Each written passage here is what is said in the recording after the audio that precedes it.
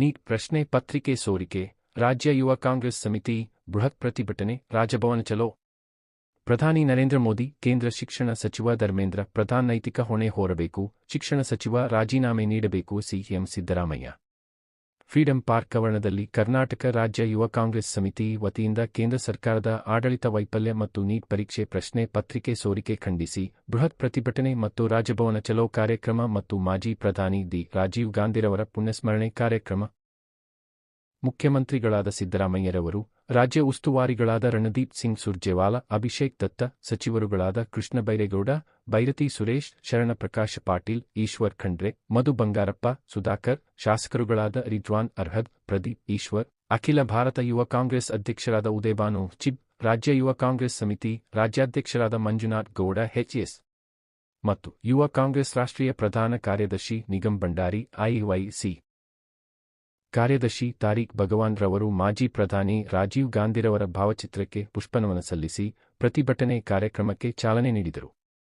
ಮಾಜಿ ಲೋಕಸಭಾ ಸದಸ್ಯರಾದ ನಾರಾಯಣಸ್ವಾಮಿ, ಮಾಜಿ ವಿಧಾನ ಪರಿಷತ್ ಸದಸ್ಯ ನಾರಾಯಣಸ್ವಾಮಿ, ಅಬ್ದುಲ್ ವಾಜಿದ್, ವಿಎಸ್ ಉಗ್ರಪ್ಪ, ಜೆ ಹುಚ್ಚಪ್ಪ, ರಾಮಚಂದ್ರಪ್ಪ ರವರು, ಬ್ಯಾಟರಾಯನಪುರ ಕ್ಷೇತ್ರ ಜಾಲ ಬ್ಲಾಕ್ ಯುವ ಕಾಂಗ್ರೆಸ್ ಅಧ್ಯಕ್ಷರಾದ ಶ್ರೀಮಧುಗೌಡ ರವರು, ಪ್ರದೀಪ್ ಎಂ ಉಪಾಧ್ಯಕ್ಷರು, ಬೆಂಗಳೂರು ಉತ್ತರ ಜಿಲ್ಲಾ ಯುವ ಕಾಂಗ್ರೆಸ್ ಇವರು ಪ್ರತಿಭಟನೆಯಲ್ಲಿ ಭಾಗವಹಿಸಿ ಮಾಧ್ಯಮದ ಜೊತೆ ಮಾತನಾಡಿದರು.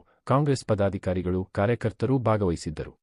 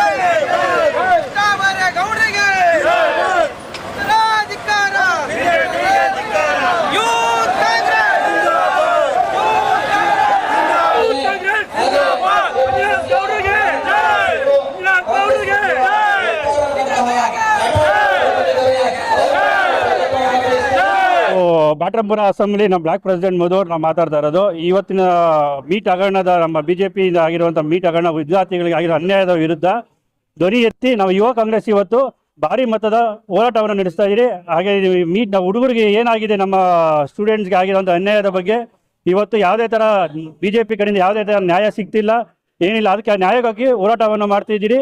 ಈ ನ್ಯಾಯ ನಮ್ಮ ಹುಡುಗರಿಗೆ ನ್ಯಾಯ ಸಿಗೋವರೆಗೂ ನಾವು ಎಲ್ಲೂ ನಿಲ್ಲಿಸಲ್ಲ. ಯೂತ್ ಕಾಂಗ್ರೆಸ್ ಯಾವತ್ತಿದ್ರು ಈ ಹೋರಾಟ ನಡೆಸ್ತಾನೆ ಇರ್ತೀರಿ. ಇದು ಮಂಜುನಾಥ್ ಗೌಡ್ರು ಆದೇಶದ ಮೇಲೆ ನಮ್ಮ ನೇತೃತ್ವದಲ್ಲಿ ನಾವು ಭಾರಿ ಮಟ್ಟದ ಹೋರಾಟವನ್ನು ಮಾಡ್ತಿದ್ದೀರಿ ಸರ್.